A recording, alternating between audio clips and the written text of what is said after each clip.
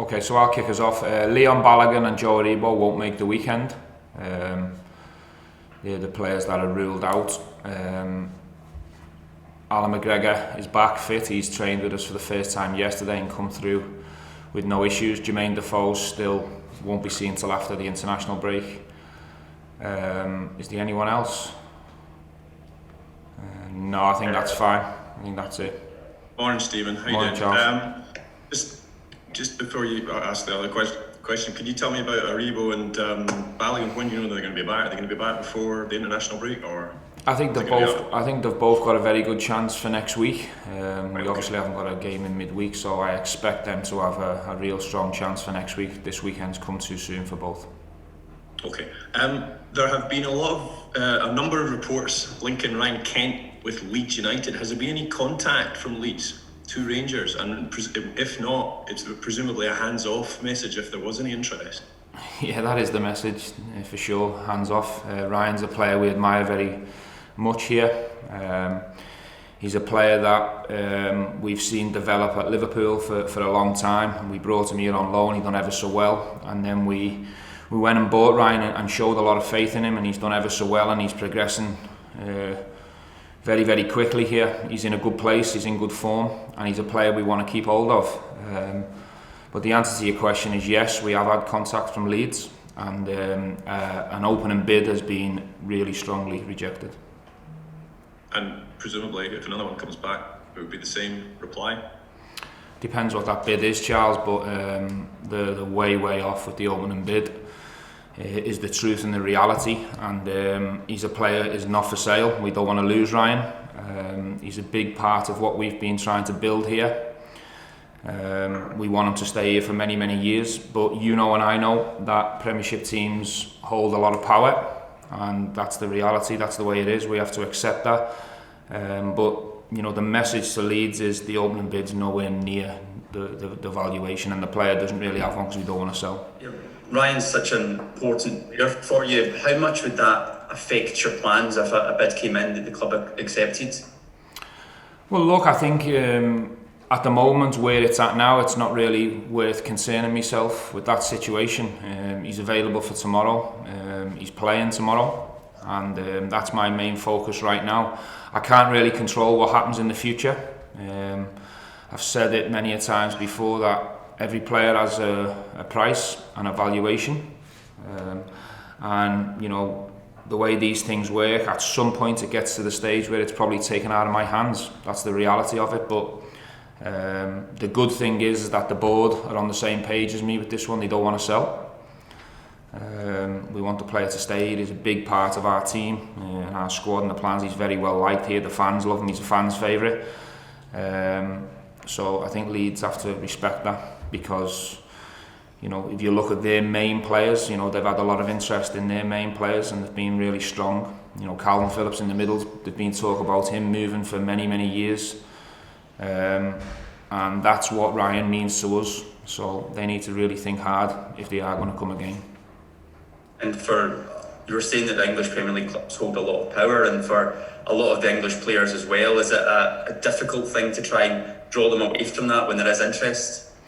No, listen, I've had a chat with Ryan. Ryan's fine. Ryan's focused on the game tomorrow. There's no problem. He totally understands the situation and where it's at.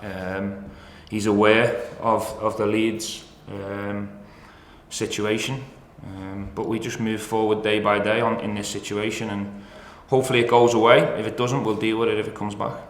Last week was obviously a frustrating result for yourself and the team. Some of the reactions from supporters has been quite, panicked, given just what's at stake this season. Do the fans need to show a wee bit of patience? Obviously, you had that long layoff. You're only sort of 4 games into the season. You're still trying to find your feet.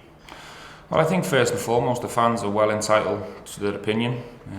That's what supporters are all entitled to have their opinion. Do I listen to all them opinions? No. I focus on the reality. I think we've had a real strong start to the season. Yes, it was a frustrating result. Yes, I was a little bit disappointed in the quality in our final third play on the day. But it's certainly no time to panic and listen to all the noise on the outside. I think we're 1 goal away from a perfect start. So when you analyse it properly, I'm pretty content where we are right now. Morning to you, Stephen. Good morning. Do you think that the success of, like, Van Dijk, Andy Robertson, has increased the value of players playing in the SPFL?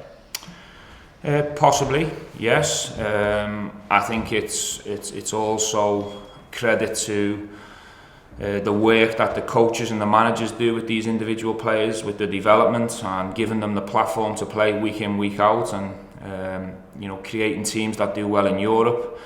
A lot of these Premier League teams and even the top 5 leagues in the world are watching Scottish football. It gets a lot of good, strong coverage. And that's the reality, is that's where we are. There is going to be predators looking for all the top players in this league. That's just the way it is. We have to accept that. But it doesn't mean we're not going to put one hell of a fight up to keep the top talent, certainly here at Rangers. Hi Stephen, just on the game at the weekend, what have you made of your opponent's start to the season, and then how again do you make sure that what happened last weekend doesn't happen again? Obviously you'll expect them to come to Ibrox and set up in the low block. How do you make sure that doesn't happen again? Well, I think the first part of your question, I think Kilmarnock are a team we have respect for sure. We've had some real good challenges against them in the past. We know they're very well drilled in the way they set up. In terms of their season so far, I think obviously they were it probably was a red card, but I think that was the reason why they lost the game against St Johnstone, but that was probably a game they would have won. And then they obviously take points off Celtic. So if you analyse it properly, they've probably had a stronger start than actually the points total suggests. So we know it's going to be a tough game. We know they'll be organised and a tough challenge to break down. But it's been nice to have a full week to really focus on certain things that we weren't too pleased with at Livingston, and hopefully we can put them things right come tomorrow. Hi Stephen. Hello. Something that Chris Boyd said last week during the Sky coverage of the match was that he felt in matches against sides who set up so defensively that there might be a temptation on your part to sacrifice one of the 2 central midfielders, in last week's case Ryan Jack or Glenn Kamara, for another attacking player. Is that something that you do think about, or would that unbalance the side too much? I think it's certainly something that comes into your mind during the game, before the game, when you think about the what ifs, what could happen.